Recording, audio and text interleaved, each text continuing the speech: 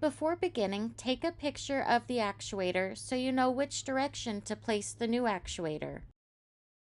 Pinch the sides of the control box clip and remove it from the control box. Unplug the actuator from the control box. Gather the cord from the actuator. Remove the cotter pin followed by the pin and the washers on each side of the actuator. Make sure to leave the white bushings in place. You will need those later.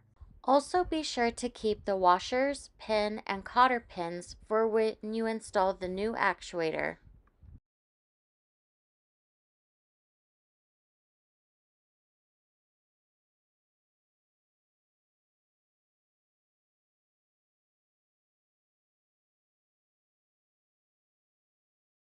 Gently remove the actuator from the base.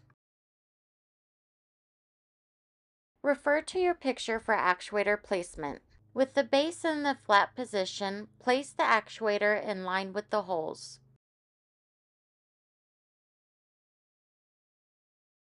Make sure the white bushings are in place. Then insert the washers, pin, and cotter pin on each side of the actuator.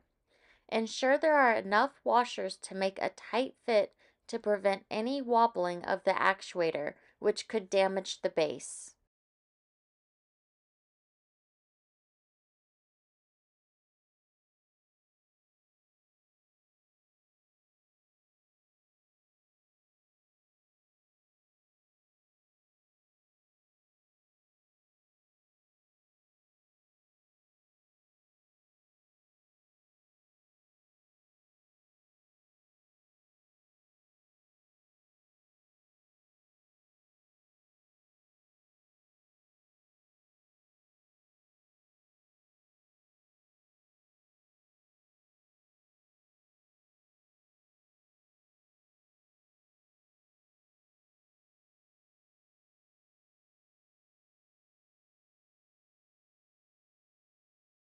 Plug the actuator into the control box and secure the control box clip in place.